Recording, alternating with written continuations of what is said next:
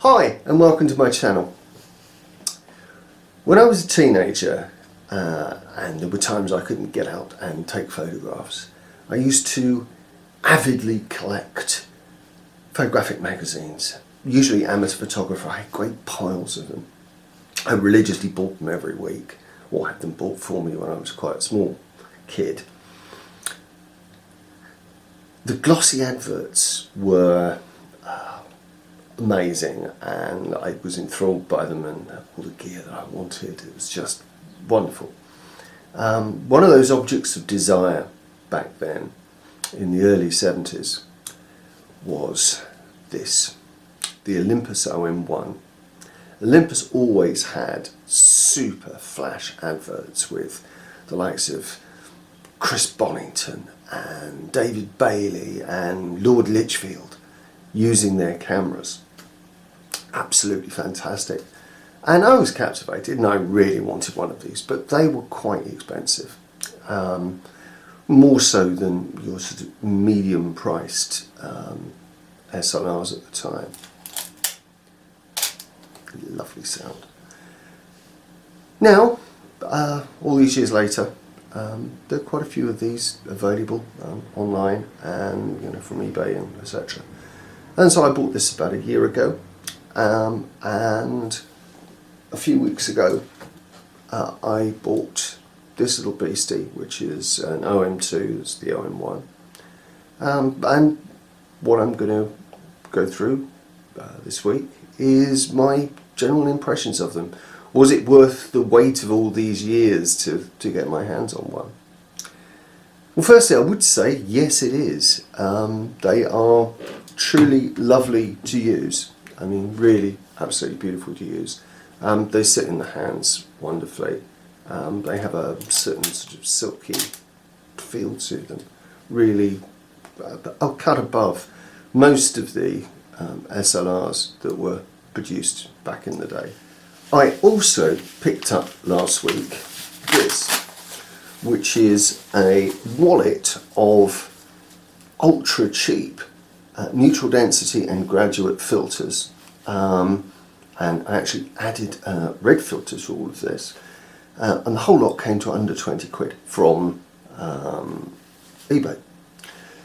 So I'm going to take a look and see whether they're actually really any good, because they came with a big pack of step-up rings. So I could actually fit these to everything from my 5.4 right down to my Leica if I wanted to.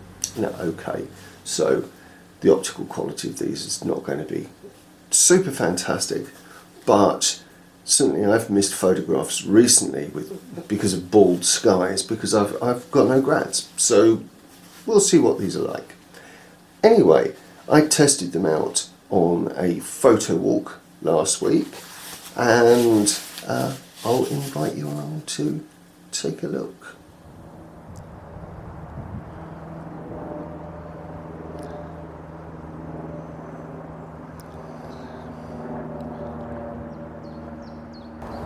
It's a classic puffy clouds and red filter day today, although I have to say the filter holder is a little bit less sub-prime than I thought it was going to be.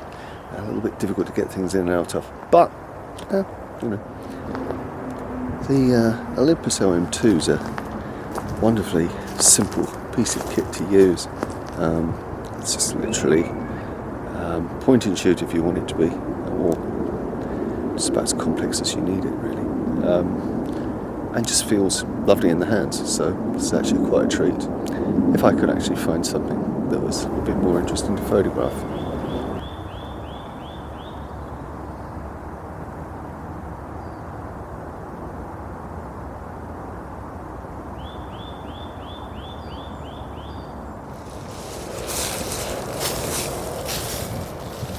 My philosophy on walks out like this with a camera is very much, if you get one halfway reasonable photograph, then you're actually doing pretty well. the machine gun approach, that's okay, but I like to take a little bit more of a measured kind of look at things nowadays, and try to use my eyes and see where the photographs come from. It's a particularly lovely bit of the forest, but I'm not super photogenic today.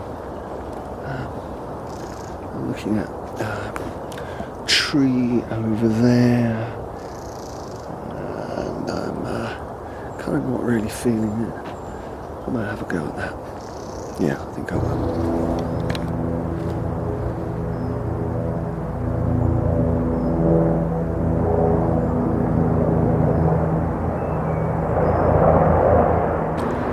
I found a nice piece of, I suppose you call it bog here, which is made for a few interesting pictures with a red filter on. I discovered that my filter holding bag is very good at tipping filters out onto the ground. I must work on that one. I think I'll make a little call now to the wife and get her to pick me up and go from there.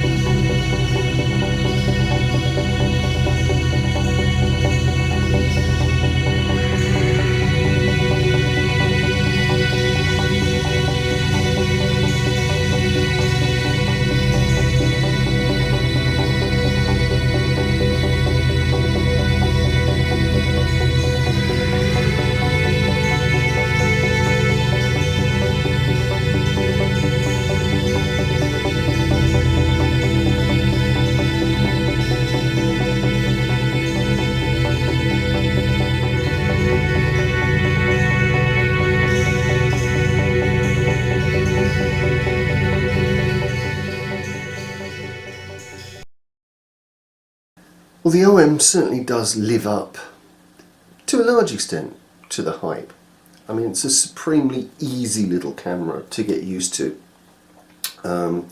even with the added complication, I suppose you could say, of the switch to aperture priority also, which means, you know, just select your aperture and the shutter speed sets itself, and you have a nice manual override there.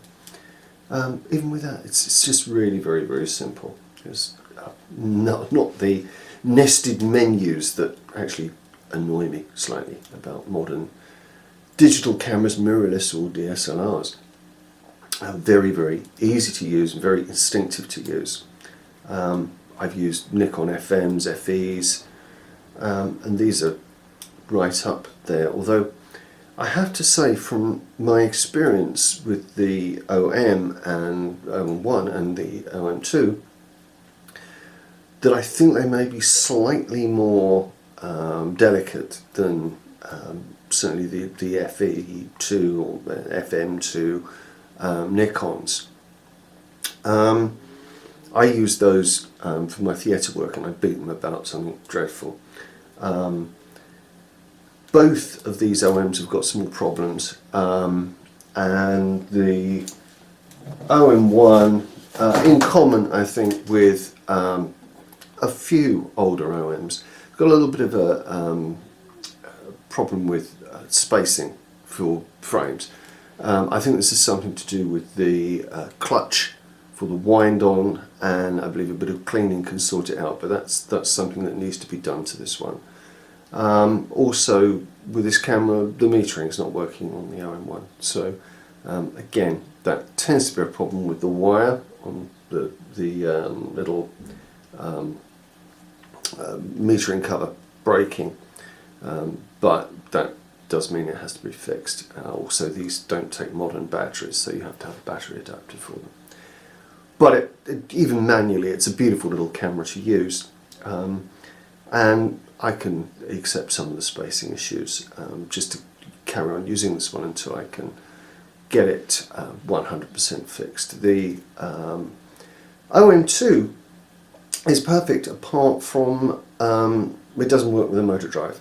I believe there's a small problem with the contacts in the base, but again, I don't use a motor drive particularly because it just adds bulk to beautifully small cameras. I already have a whole pile of Zuico lenses, a few of them that are behind me here. That's the 135 f3.5. I've got 28mm, two different 50mm, the 1.8 and the 1.4. The 1.4 I just got. Beautiful, beautiful lenses, and they fit so well in with the ethos of the OM1. They're small, they're light. Even the zooms, I'm not a zoom person, but this is the 35 to 70 f4. It's okay. It's quite reasonably sharp, and it's not huge. And these just go for virtually nothing on eBay. But yeah, OM1 thoroughly recommended. Hopefully, I'm going to put some pictures at the end of this, which will be taken by my wife. I passed the OM1 to her last year on a couple of trips out we had, and she's a complete photo novice, and she just picked it up and ran with it, really. It shows this is a supremely easy camera to use, and I thoroughly recommend them, but just make sure you get a good one without too many issues. Do as I say, not as I do. On to the filters. I experienced a couple of small issues with them. Nothing to do with the actual quality of the filters. They're not too bad. There are a couple of them that are slightly marked on the surface, but nothing I think that's going to show up in photographs. The filter wallet is a great idea, apart from if you turn it upside down, even by accident, even slightly, all your filters will fall out on the ground, which is a pain in the bottom. There's so much stuff that comes with them. I mean, you get the hood, you get a filter holder, you get a whole stack of these mounting rings, which means I can go from 49mm to 77mm, I think. Great. £13, even if you end up by throwing the filters away after a few months, you've still got all the bits and pieces that go with it. I'll put a link to those. Great for messing around. If you wreck them, it's not a lot of money spent. As promised, I'm going to put up a few photographs that my wife took last year on the Olympus OM1.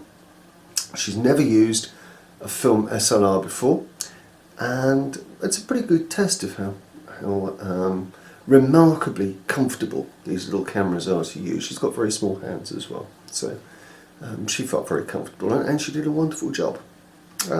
Without any more ado, have a look at those.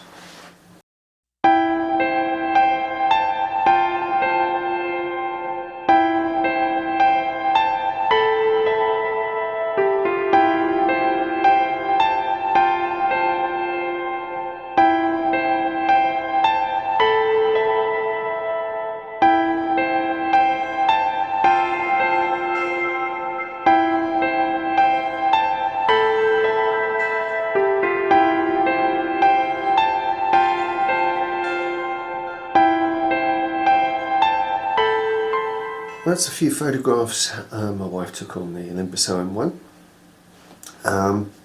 As I say, love the little camera myself, and there'll be lots more photographs on that and on my 5.4 and on medium format. Lots more stuff coming up and lots more going out and taking photographs now. Lockdown's eased a bit. So, if you've enjoyed this, please give us a like, and if you'd like to see more, think about subscribing. You take care of yourselves and see you again soon. Bye.